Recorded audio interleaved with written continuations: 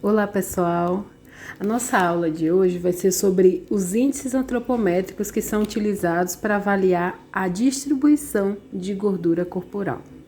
A gente tem a antropometria como um dos principais meios para avaliação de baixo custo da distribuição de gordura corporal. Além da técnica de antropometria, nós temos outras que dependem de equipamentos, como o DEXA, a bioimpedância. Elas têm uma maior precisão, mas são de alto custo e não são acessíveis para a maioria da população, pelo menos não para fazer um monitoramento constante. Então, a antropometria, ela vai nos ajudar a partir da avaliação que se dá das medidas de tamanho e proporção do corpo humano. A gente tem, medidas simples como massa corporal e estatura, a razão entre essas medidas como formas de representação da nossa composição corporal e distribuição da gordura no nosso corpo. Em relação à distribuição da gordura corporal, nós temos aí alguns tipos diferentes de obesidade, A gente tem aqueles corpos que são mais longilíneos, nós temos também os corpos que são mais robustos, mais largos. Todavia, quando se relaciona à obesidade, a concentração da gordura corporal, ela está basicamente em duas regiões, ou na região dos quadris ou na região do abdômen. São essas duas regiões onde frequentemente tem uma maior concentração de gordura corporal. Na atualidade, a avaliação sobre a distribuição de gordura corporal não se tornou uma questão apenas para a avaliação da população adulta, Houve, essa tendência já nas últimas décadas de se analisar também como essa distribuição de gordura corporal em crianças e adolescentes podem estar relacionadas a fatores de riscos. Por que isso aconteceu? Porque o número, a proporção de crianças e adolescentes obesas tem aumentado, E os estudos têm mostrado que há uma relação muito forte entre o excesso de gordura corporal e o surgimento de algumas doenças nessa faixa etária, como a hiperlipidemia, hipersulinemia, hiperglicemia, hipertensão arterial e doenças cardiovasculares, Então, doenças metabólicas, de modo geral, e doenças cardiovasculares podem estar relacionadas ao excesso de gordura corporal, mesmo em crianças e adolescentes. Alguns índices antropométricos que a gente pode utilizar para avaliar a distribuição de gordura corporal são o índice de massa corporal, relação cintura-quadril, circunferência da cintura, relação cintura-estatura e índice de conicidade. Todos esses índices a gente consegue obter o resultado a partir de uma avaliação por meio da técnica da antropometria, então é uma avaliação de baixo custo. Além de ser de baixo custo, e isso vai garantir com que a gente consiga avaliar uma maior população, ela também nos permite, a partir dos seus valores, discriminar o estágio de saúde e doença, o estado de saúde e doença das pessoas, Então, o objetivo de utilizar-se de índices antropométricos é justamente ter algumas técnicas que podem ser utilizadas pelos profissionais de educação física para identificar fatores de risco na população, seja ela adulta, idosa ou, como a gente está vendo aqui, também pode ser utilizado esses índices antropométricos para avaliação de crianças e adolescentes. O índice mais utilizado é justamente o IMC. O índice de massa corporal, que foi proposto por Kellett, que a gente chama também de índice de Kellett, ele é muito utilizado para avaliação do crescimento e desenvolvimento das crianças, e por ser de baixo custo, ele é comumente acessível nas clínicas, nos centros de avaliação física e também é utilizado em estudos epidemiológicos com um grande contingente populacional. Para determinar, o índice de massa corporal, a gente utiliza duas medidas, a massa corporal e a estatura. Então, é uma equação simples, todo mundo conhece, E o resultado dessa equação numérica é classificado por quilogramas por metro quadrado. Então, o índice de massa corporal é um determinado valor estabelecido pela razão entre a massa corporal e a estatura ao quadrado. O índice corporal para avaliação em crianças e adolescentes, ele pode nos ajudar a identificar se a criança ela está com baixo peso, sobrepeso ou obesidade, ou se os seus padrões estão dentro do que é esperado, né, que a gente chama de normalidade para a faixa etária. Quando a gente avalia o IMC em crianças e adolescentes, precisa-se fazer uma modificação nos critérios de avaliação. Né? Esses critérios de avaliação, normalmente eles utilizam como referência os ajustes para a idade e o sexo da criança, né? Por que a gente tem esses ajustes? Porque nessa fase da vida a gente está passando por intensas mudanças relacionadas ao próprio crescimento e à maturação biológica. Então, não só a nossa estatura muda, mas as proporções e as nossas formas corporais, elas mudam na fase da infância e adolescência. E é comum em determinado período, para meninos e para meninas, a distribuição, né, o fracionamento da composição corporal, ele diferir, com a maior concentração de gordura ou maior concentração de massa magra para grupos diferentes e em períodos diferentes. O IMC para criança e adolescente, a gente tem várias equações, né? E a gente vai estar apresentando aqui para vocês algumas opções.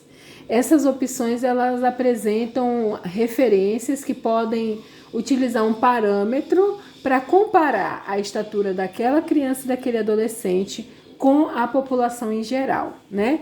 E esses critérios, eles podem ser utilizados para avaliação desde a primeira infância até a fase adulta, né? É muito comum na fase adulta as pessoas quererem saber o IMC delas para controle do peso corporal, e a classificação para a população adulta e idosa, ela é semelhante, mas para as crianças vocês vão ver que a gente tem diversas possibilidades de avaliação. A primeira que a gente vai estar falando é a classificação a partir das curvas de percentil, que foi estabelecida na década de 90. Nesse período, a classificação do IMC ela foi dividida, né, entre pessoas com baixo peso, sobrepeso e obesidade. A gente tinha nessa classificação não só informações sobre o índice de massa corporal, mas também de dobra cutânea do tríceps. E a população em que foi definido os indicadores era de 6 a 19 anos de idade. Bom, esse estudo ele foi um estudo muito importante, que conseguiu trazer um levantamento sobre o estado nutricional, a saúde da população americana nessa faixa etária de 6 a 19 anos. E a partir dela começou-se a criar referências de pontos de corte do que seria o ideal para aquela faixa etária. Quando a gente usa o termo curvas percentílicas, na verdade a gente está querendo dizer os valores que estão dentro do que seria o padrão de normalidade ou padrão que é observado para a maioria da população e aqueles que estão abaixo ou acima. Qual é o que seria que está dentro da média da população? É justamente os percentis 50, 60, 70. Então, se você está dentro desse percentil, você está ali dentro do que a média da população tem de comportamento. A partir do percentil 85, 95, você já está indicando valores acima da média. E percentis 5 até 15, você está indicando valores abaixo da média. A margem que a gente tem de normalidade, ela pode oscilar, mas ela está sempre próximo do percentil 50. A gente vai estar vendo aí algumas figuras também que podem ajudar a clarear essa informação. A gente também tem como parâmetro das curvas percentílicas um estudo realizado no Brasil por Anjos, Veiga e Castro, também na década de 90, onde a gente conseguiu identificar, né, fazer esse levantamento do índice de massa corporal na população brasileira de 0 a 25 anos, e identificar qual era o seu estado de saúde e de nutrição. Foi utilizada nessa avaliação populações que estavam numa situação urbana e também rural. Foi um estudo muito importante para a população brasileira e muito referenciado na época. Até hoje, né, ele é um estudo que a gente considera como tradicional para avaliação do diagnóstico nutricional de crianças e adolescentes. Então, não só a educação física, mas a área de nutrição também utiliza muito esse estudo como referência. E quando a gente vai chegando aqui aos indicadores mais recentes, a gente vai ter aí parâmetros que foram desenvolvidos a partir do ano de 2000, 2007, 2009, por aí em diante. Esses são os mais utilizados. Um pesquisador que trabalha com estado nutricional e que é tradicionalmente citado nos estudos é Cowley. Então, Cowley ele desenvolveu duas classificações, 2 pontos de corte. A gente vai falar primeiro sobre os pontos de corte que foram desenvolvidos por Cowley em 2000.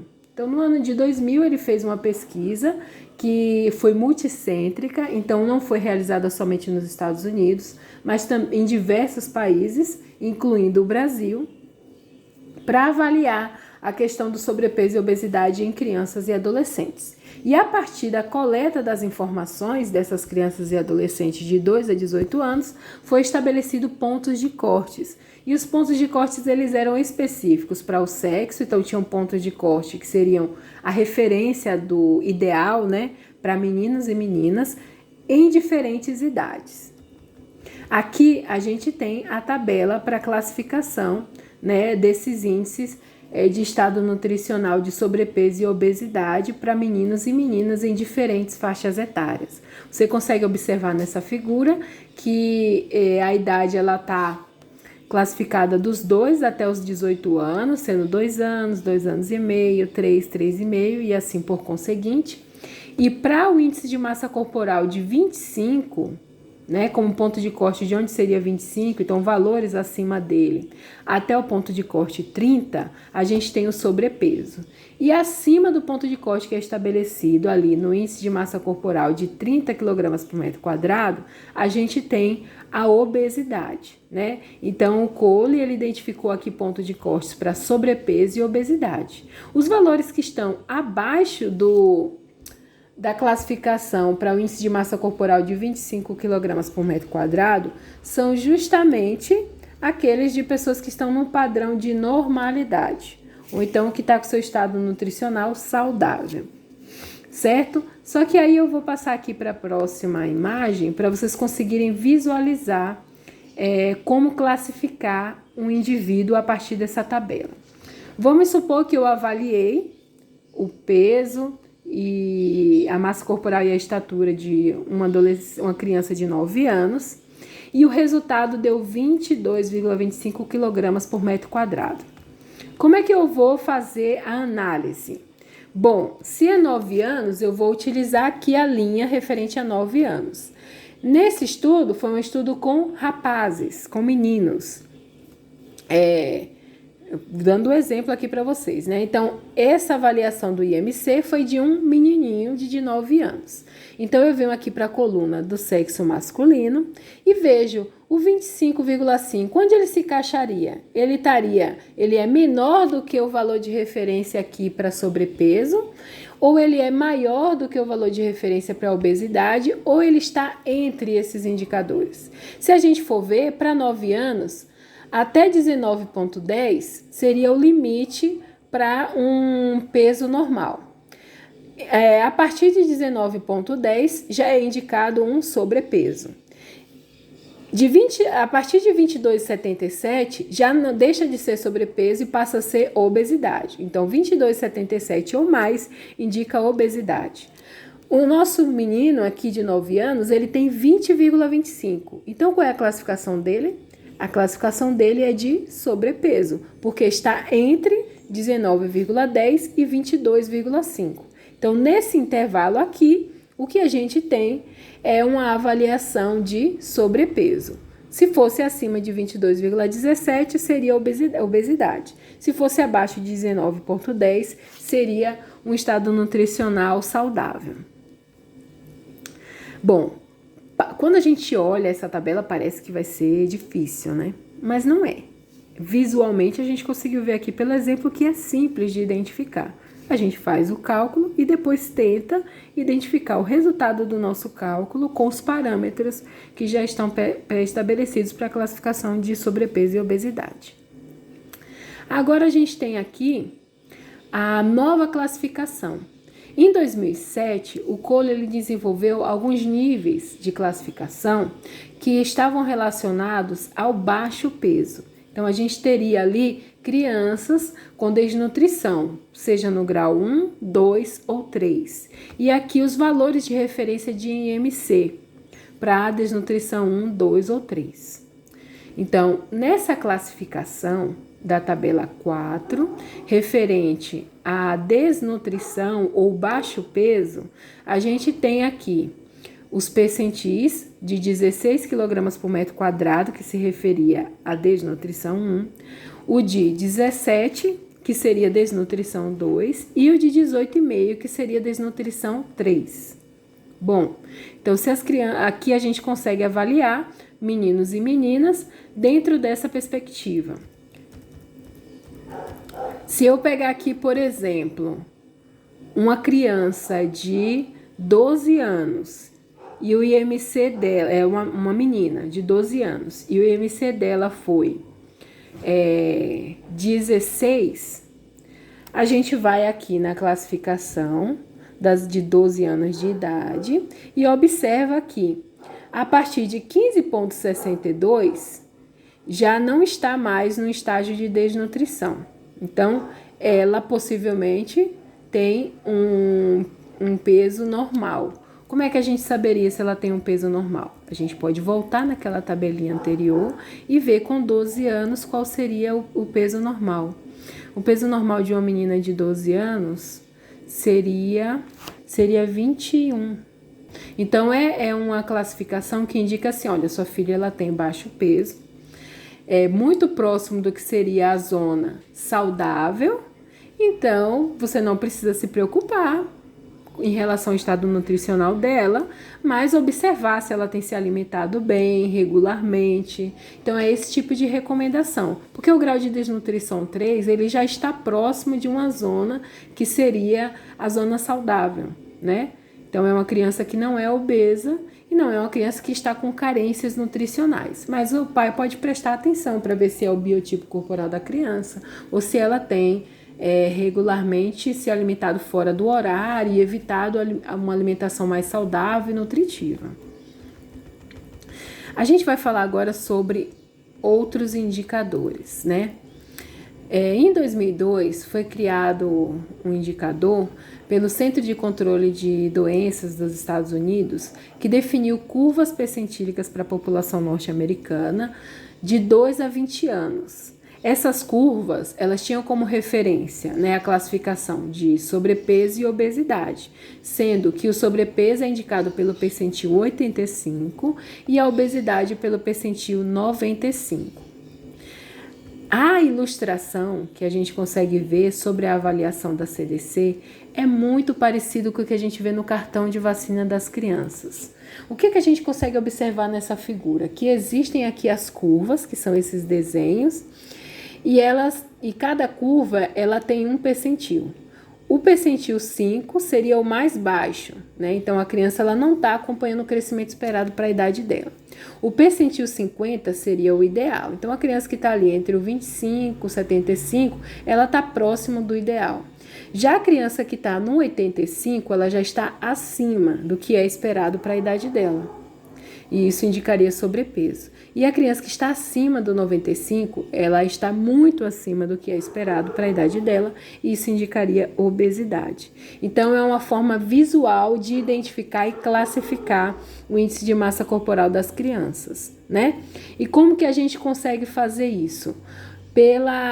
Por essa linha tracejada que a gente tem aqui de avaliação do IMC. Vocês conseguem ver que vem aqui de 12 a 27 o IMC e aqui embaixo a idade. Então, uma criança de 10 anos com o IMC de 15, só é a gente pegar a linhazinha aqui do 15 e ver, com 10 anos o IMC de 15, ela está um pouco abaixo do percentil 25. Então, é uma criança que ela está com baixo peso, mas dentro de uma zona que exige só um pouco de atenção. Agora, se a criança ela tem 10 anos e o IMC dela é 14, aí ela já indica um percentil abaixo do percentil 5. Então, a criança realmente tem baixo peso e pode ter ali um sinal de desnutrição. E é necessário a atenção dos pais para os cuidados com a alimentação da criança, né? Então, visualmente aqui a gente tem outros exemplos que pode mostrar para vocês, né? Eu coloquei aqui uma criança de 9 anos com o percentil 21. E em qual classificação ela se encontra? A gente consegue ver que o percentil 21, ele está entre o 85 e o 90. Então, é uma indicação de sobrepeso. A mesma coisa a gente pode fazer na avaliação para meninas.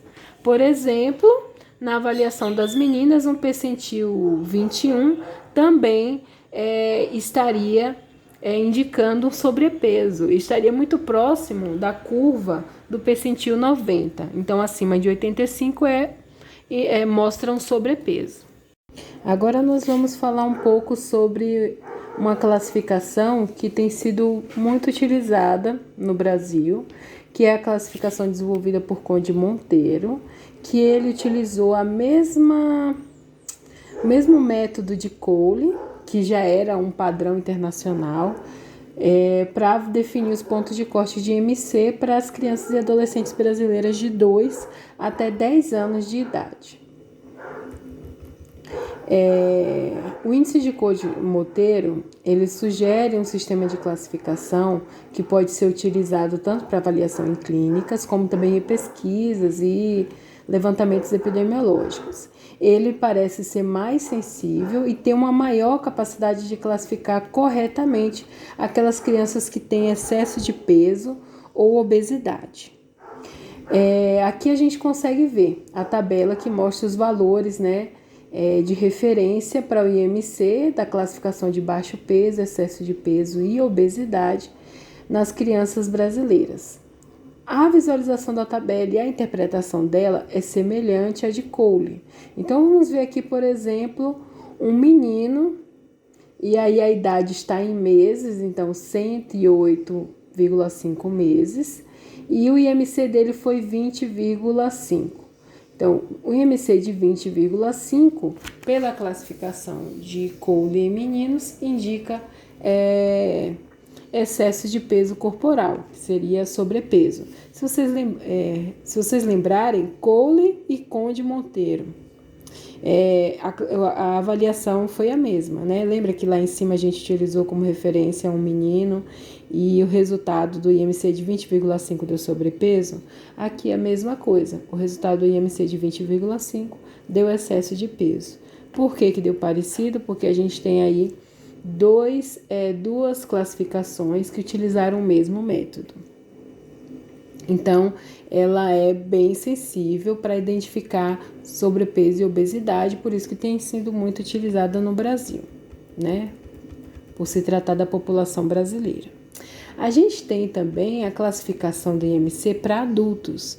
Então, para a população adulta, a gente sempre tem como referência a pessoa não passar do IMC de 25.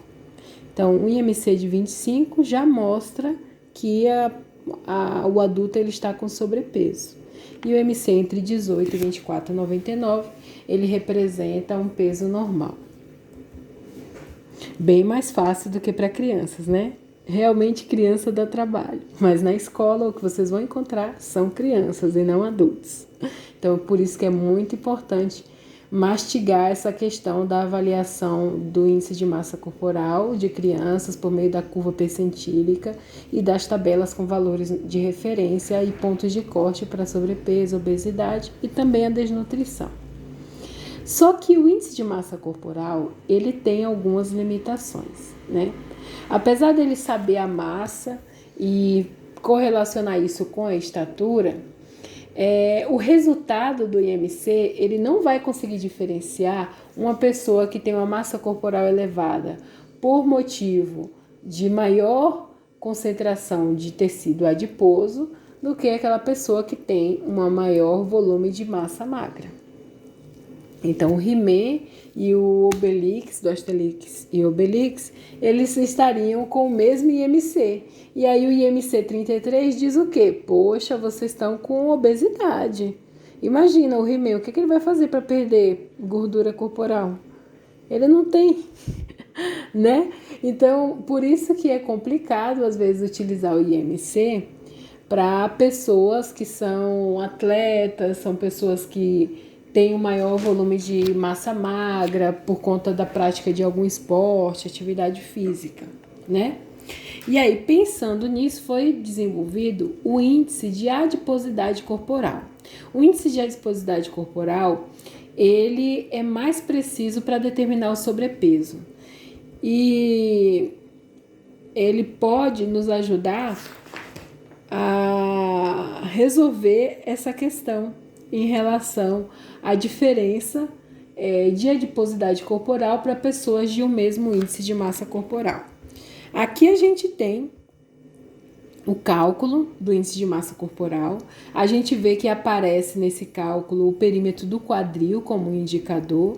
Isso é muito importante, por exemplo, como indicador para distribuição de gordura corporal na região central, só que a gente tem aí um destaque que as mulheres, principalmente o biotipo brasileiro, elas tendem a ter os quadris mais largos, e isso pode indicar, né, que ela está num grupo de pessoas acima do peso ou com maior distribuição de gordura corporal. Mas, apesar dessas limitações, esse indicador ele é um indicador interessante de se incluir numa avaliação, caso a pessoa ela apresente um IMC elevado, mas visualmente você percebe que ela não está com sobrepeso ou obesidade. Então, você pode utilizar o índice de adiposidade corporal.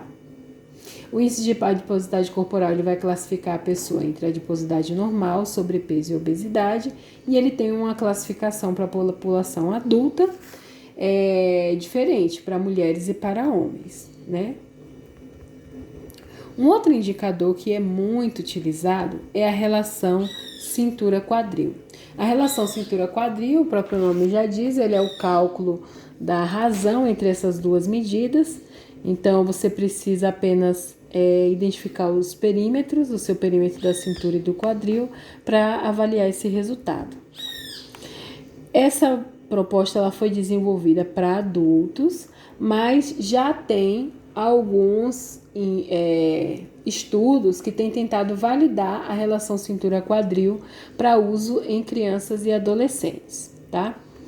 E a gente tem resultados de pesquisas que mostram pontos de corte para obesidade utilizando a medida, o índice antropométrico de razão cintura-quadril. Então, a razão cintura-quadril acima de 55 pode indicar aí um maior risco de resistência à insulina em crianças e adolescentes, por exemplo.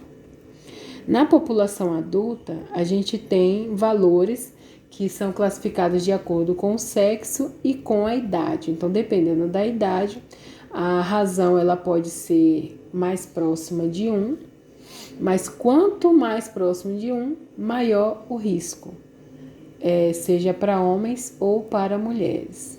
Mas a gente vai ter uma variação aí, tanto por sexo quanto por idade. Então, é uma classificação também muito importante e fácil de fazer essas medidas, né? E pode ser utilizado como parâmetro para riscos cardiovasculares e de síndrome metabólica, tanto para criança quanto para adulto.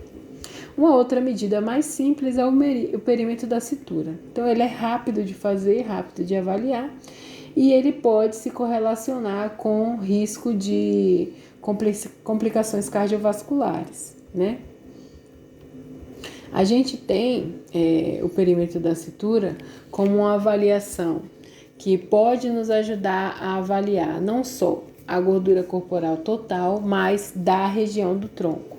A gordura do tronco, ela apresenta o maior risco para a saúde das pessoas do que a gordura distribuída em outras partes do corpo, né? Então, ela pode ser uma boa medida e, recentemente, tem se mostrado correlação para essa medida com crianças e com adolescentes.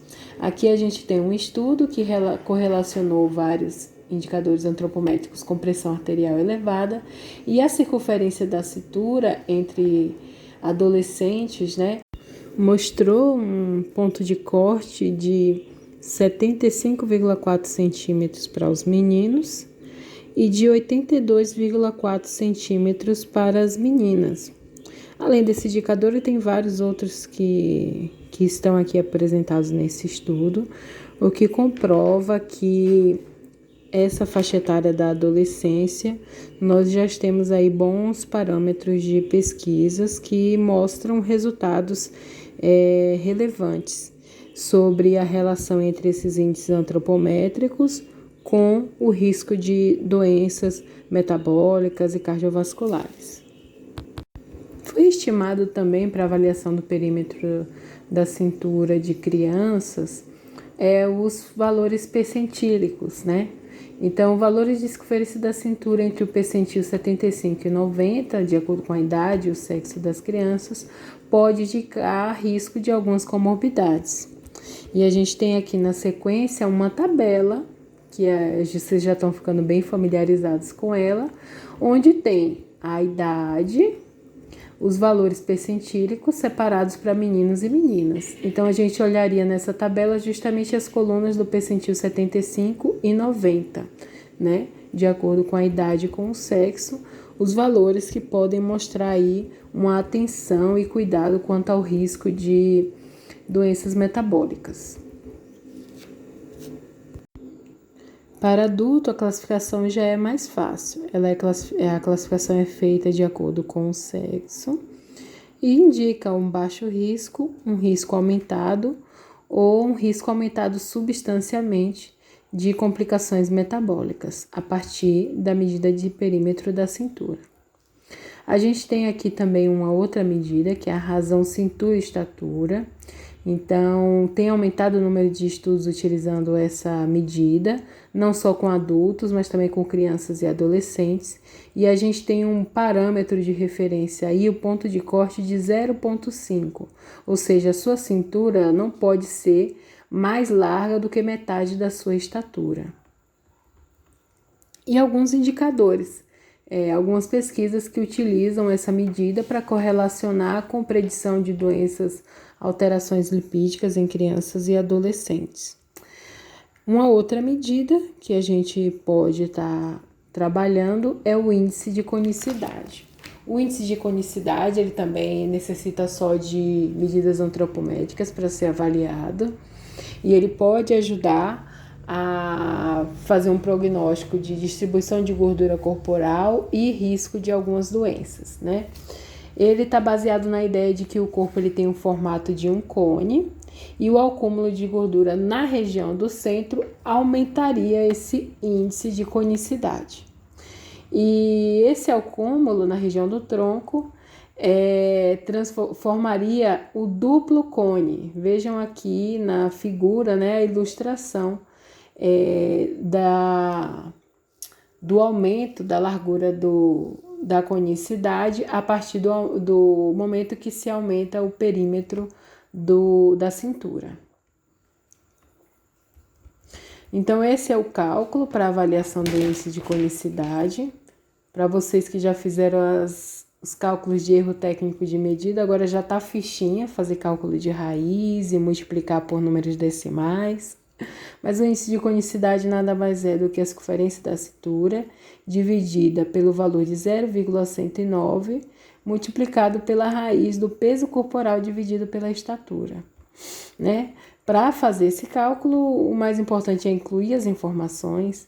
Primeiro, calcular a divisão do peso corporal com a estatura. A partir desse resultado, você calcula a raiz dessa medida e multiplica pelo valor de 0,119 no denominador. Depois que tiver o valor do denominador, você divide o numerador pelo denominador, que seria a circunferência da cintura vezes a resultante desse cálculo do denominador. Essa medida de índice de conicidade, ela também tem correlação com a predição de algumas alterações lipídicas e metabólicas em crianças e adolescentes. Agora, no meio de tantos indicadores, quais seriam as variáveis antropométricas que mais são investigadas para essas populações, crianças, adolescentes, adultos e idosos? E quais delas têm associação com algumas doenças, seja síndrome metabólica, de risco cardiovascular ou mortalidade em pessoas das diferentes faixas etárias? Então, eu posso antecipar aqui para vocês que a principal medida utilizada para crianças é o índice de massa corporal. O índice de massa corporal, você vai avaliar o crescimento e desenvolvimento da criança desde a primeira infância, vai avaliar o seu estado nutricional e também ali o risco, de obesidade, que pode ser preditora para outras doenças. Além do índice de massa corporal, a gente tem classificações para a circunferência da cintura. Já o adulto, a gente pode utilizar mais indicadores: o índice de massa corporal, circunferência da cintura, razão cintura-quadril e a mesma coisa os idosos.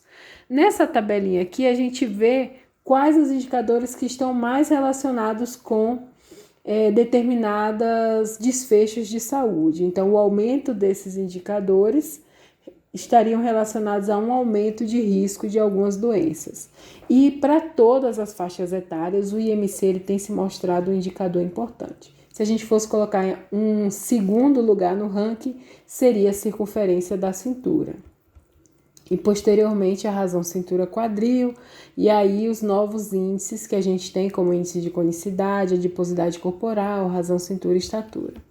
Então, para encerrar a aula de hoje, o que a gente tem que pensar é que existem vários índices, várias formas de você mensurar a distribuição da gordura corporal, e você tem que eleger aquele melhor método para detectar o problema que você está querendo investigar. Outros fatores como o custo, a capacidade dos avaliadores, o nível de treinamento deles para fazer aquelas medidas, as avaliações de risco, de predisposição de risco para a população que você está investigando. Então, para uma população em que há um maior risco de doenças cardiovasculares, é importante fazer a medida de circunferência da cintura. É importante fazer a medida de razão cintura-quadril, Já a criança, qual seria a necessidade de fazer uma medida de cintura-quadril, índice de conicidade?